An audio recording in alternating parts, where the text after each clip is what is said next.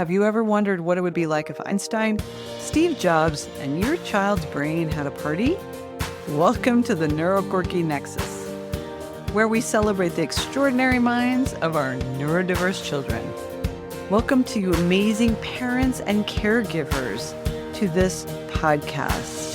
Here we are going to navigate the colorful world of neurodiversity, and we're going to explore holistic, out-of-the-box solutions for children and teens with ADHD, stress, anxiety, and other neuroquirks.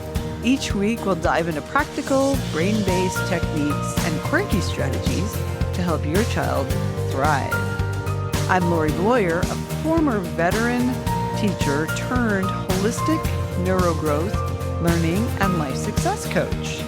As a parent of a neurodiverse child myself, I've spent the last 20 years researching, experimenting, and developing unconventional approaches to support these unique minds.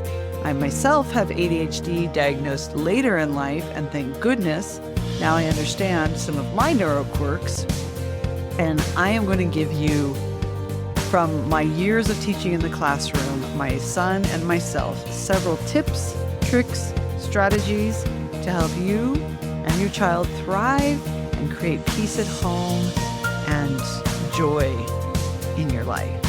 So, are you ready? Let's get quirky.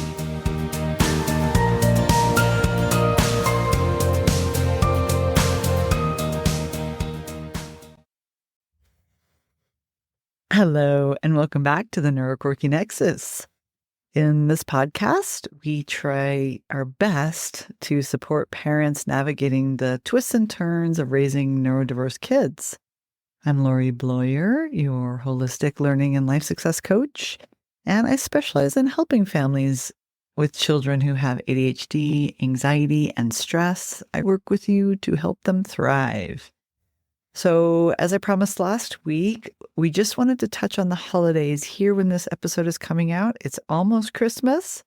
Earlier in previous episodes, which were pretty popular downloads, I talked about the holiday season in general, but now that it's getting closer and seeing the popularity of that one podcast, I just wanted to touch in and review some tips and tricks and strategies for having a wonderful holiday season. And not necessarily, it doesn't have to be a perfect holiday season, but at least a nice one.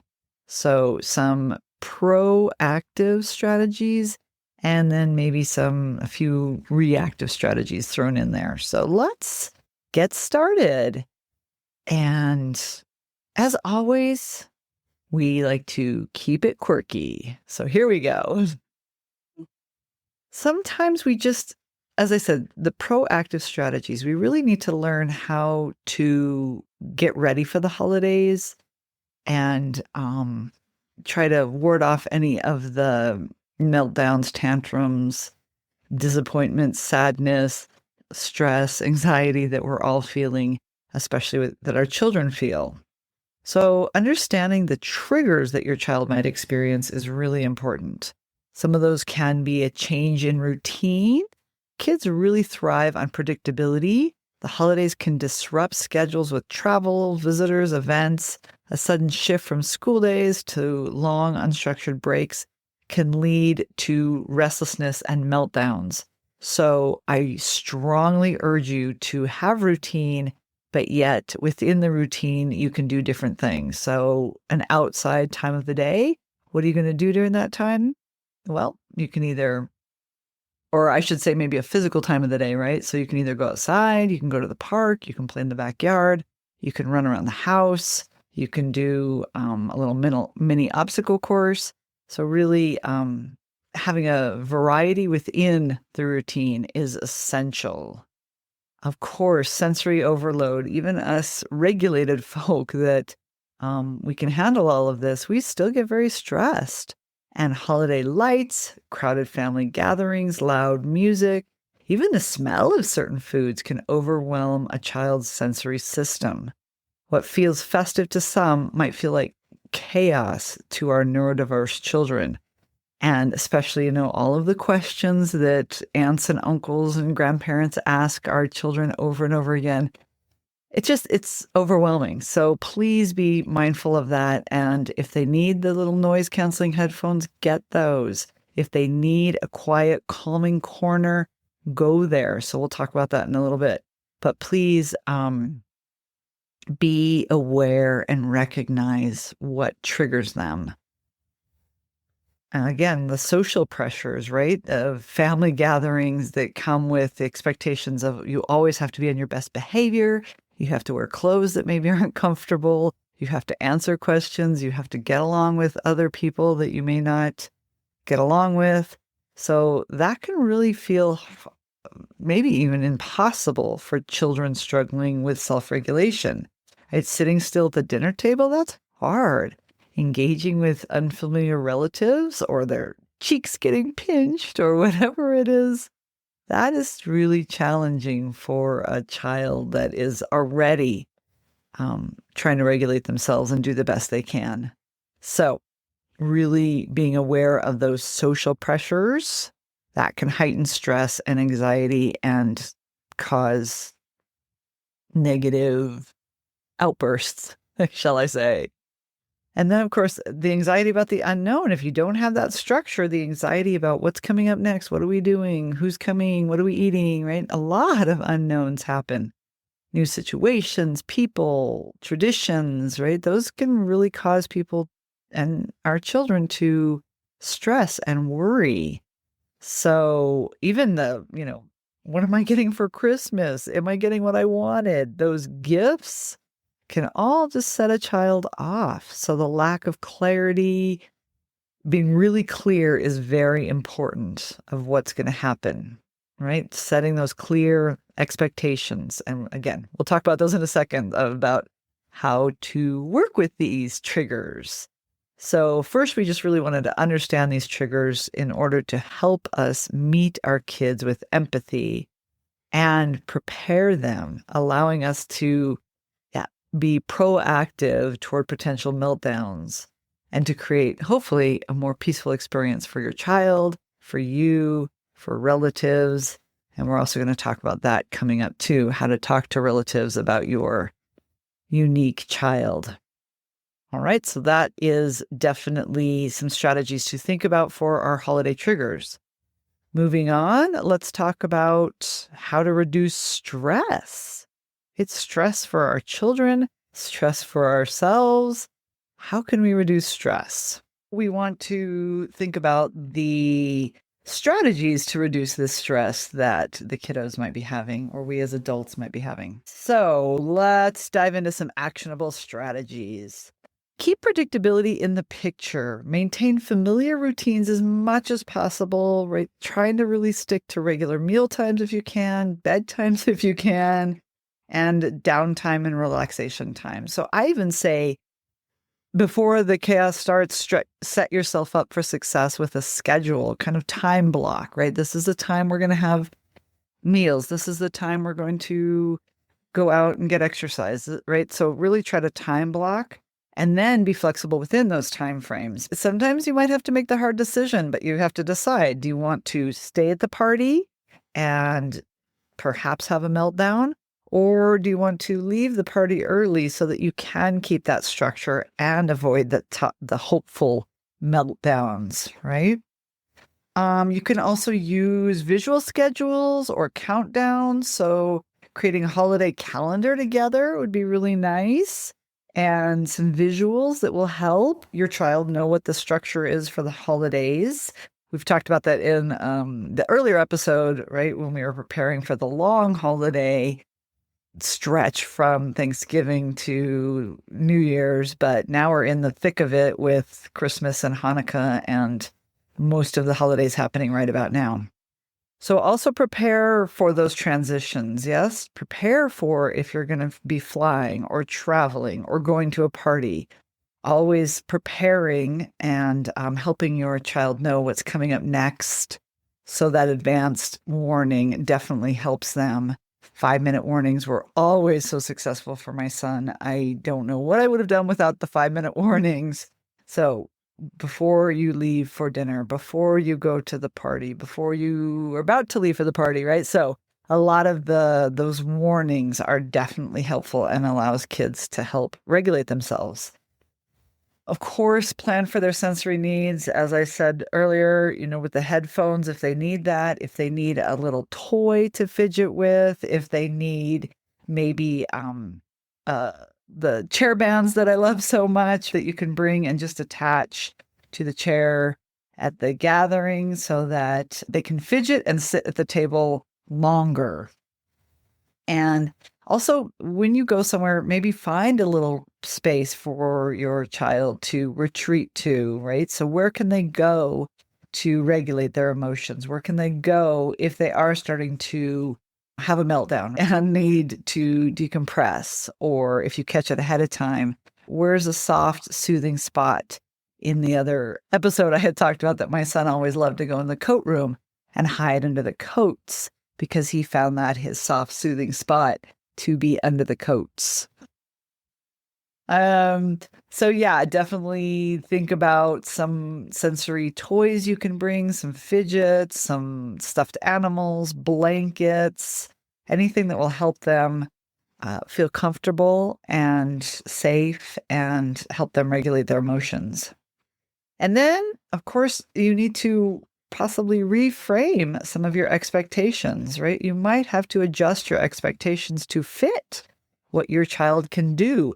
Again, looking at the big picture, do you want a meltdown or do you want to leave the party a little early and avoid meltdowns, right? So instead of long hours at that dinner, aim for 30 minutes at the table before allowing playtime. And remember, the small victories really matter, right? You really want, wow, 30 minutes at the table, that was amazing. You did a wonderful job. Thank you. Yes, you can go play now. Instead of, no, you have to sit here the whole time. And educate family members. Really important to let family members know that your child has different needs than perhaps other children, or that your child needs to regulate himself, that he might need to excuse himself to go play or sit in a quiet corner. And if they could even set one up, that would be wonderful. So sometimes you can just say, Liam needs to have quiet time when he's feeling overwhelmed. And that will really help them understand, hopefully before the meltdown happens. And we're going to talk about that in a little bit. And really, really focus on connection. Really working on connections to put those savings into the emotional bank account. So if the large gatherings are too much, maybe you want to think about smaller traditions like baking cookies at home or having a movie night instead of going to a large party, really weighing what's important. So I would personally vote sanity over socialization, but that's me for sure. Another great connection strategy is autonomy. Children really want autonomy as well. So giving them choices is wonderful. It really raises them up to be strong, competent, confident learners. So letting them choose between maybe two outfits, or which dessert to make, or where to sit at the dinner table, so some of these things get their buy-in and helps them feel autonomous and not just that it's your decision all the time or other people's decisions. And it, gives them that confidence boost, gives them a sense of control. And of course, it's nice to have boundaries around some events. I believe it's okay to decline invitations or leave early if it means protecting your family's well-being. It's okay. Again, just really think about your sanity and your child's sanity, that less is sometimes more during the holidays, right? You don't have to have so much. Preparing for social interactions. So family gatherings and social events can truly be overwhelming for kids with anxiety or ADHD. So here's how you can help them. So this is the preparations, right? I'm really trying to give you a lot of proactive strategies so that we don't get to the reactive side. And so we want to maybe practice some common interactions, practice what to say at the party, practice how to engage. You could role play or have your siblings role play, right? How to greet, how to answer questions, how to say thank you, those kind of graces. Practice that ahead of time so that they don't feel pressured. You could use social stories for your younger children, or just even say them out loud as you're driving around and include what emotions might come up and how to handle them. So you could do the stories yourself. You could use a code word. We did talk about this in the other episode, giving your child a code word that they could say if they're feeling overwhelmed or if they're stressed, right? And then you have to kind of respect that. So if they do say the code word, that means they're about to have a meltdown. And that's awesome that they got in touch with you first and are regulating their emotions enough to say, I need to go. I'm going to get really upset if we don't go. So whatever code word you want, but really honor that and hear them. And that's an amazing step. If they can do that, congratulate them and yourself for a huge success, huge win. And really just praise that effort, not necessarily the outcome of what it was, but acknowledge their bravery for saying, I'm going to have a meltdown, or I need to even go. If it's not possible to leave, just go to another room and have some time out. Or maybe you don't even need to leave the party. Just go out, take a walk, and come back and see if they feel better or they're more regulated. Yes, fresh air and exercise. Maybe they just need to do a little exercise and get away for a minute. Okay, so what if things don't go well? What if something goes wrong? So even with the best preparation, things don't always go as planned, and that's okay. Try to stay calm, model flexibility. If your child melts down, focus on staying calm yourself. Take a deep breath. Remind yourself that this moment will pass. Your calm energy can help soothe your child. But also, that exit plan is really important. If it becomes too much, it's fine to leave. A quick exit can prevent further escalation, or a retreat to their quiet place that is set up in the house or wherever you're going, if there is that quiet place, or even the sensory tools that you brought to help them. Do those help? And afterward, if you do have to leave and bail and it just wasn't the ideal situation, try to just reflect on it, but don't dwell on it, right? With your child in a non-judgmental way, you can just kind of say, whoa, that got tricky for both of us. What do you think we could do differently next time? Right? Really helps them build resilience. And again, that autonomy of what can we do? What can you do to help yourself? What can we do to be more successful next time? So, like I know with my son with the coats, he would say, well, I won't hide under the coats next time. I will just sit in the room, or I'll just go into the room and sit there quietly with my fidget. That was also another successful reflection that he and I would talk about if we were in a place that was too hard to leave, but we needed to fix it for next time. And for parents, it is really important for you to take care of yourself. Caring for a neuroquirky kid during the holidays, it can be exhausting. I hear it from parents all the time, and really important for you to take care of yourself, because if your fuse is short, it's not going to help your deeply feeling child, probably.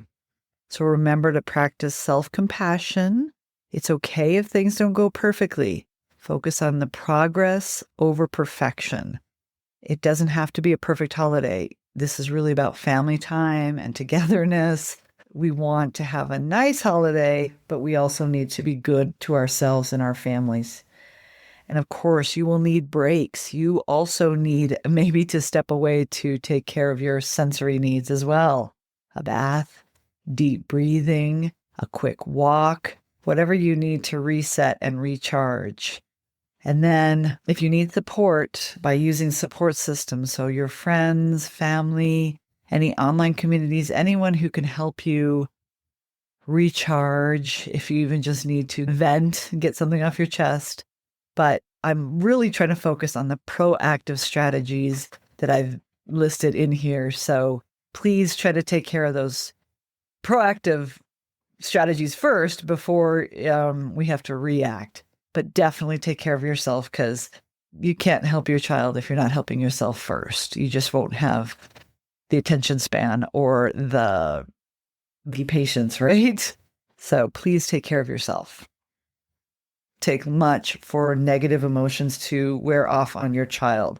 Anxious and stressed and ADHD children usually are very deep feeling, and they can sense that something is not right. So please take care of yourself and make sure that your battery is recharged so that you can be the best for them as they navigate some of these difficult days. Honestly, we want to have fun, but they can be very challenging.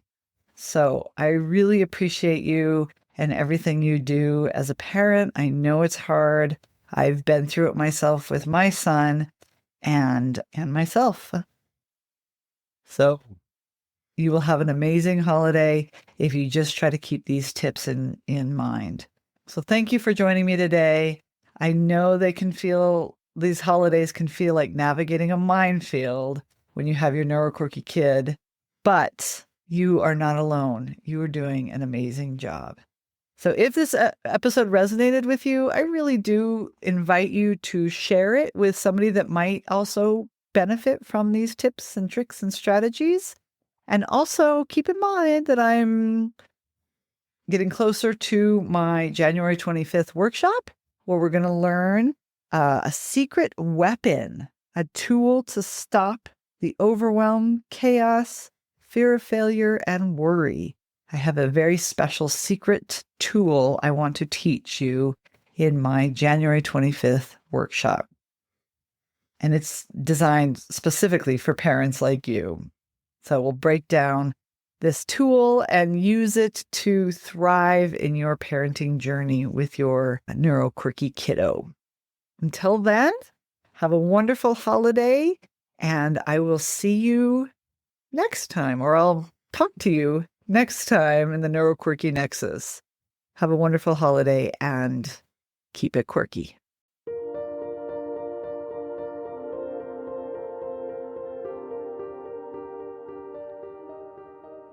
Thank you for listening to Neuroquirky Nexus. We are so glad you took the time to join us today. I know time is precious, and we are so glad you're here. I hope you got a lot out of this episode.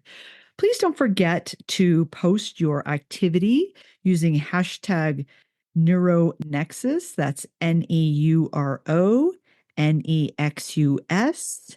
And of course, all links are in the show notes. And I just really hope you enjoyed it. So if you did, please like and subscribe and share this with a friend. I think this is really good for families that are new to their child being diagnosed with ADHD. And I believe that the tips and tricks and resources I'll be sharing will be very helpful for all families, but especially new families. And finally, I am creating a workshop coming up to help families with ADHD finding and using a holistic, natural approach in support of a book chapter that I'm writing and articles and magazines that are coming out. But my workshop, I'm so excited about because I can work with you all one-on-one. If you have any suggestions, I'd love to hear from you. Thank you again. And remember, let's keep it quirky. See you next time.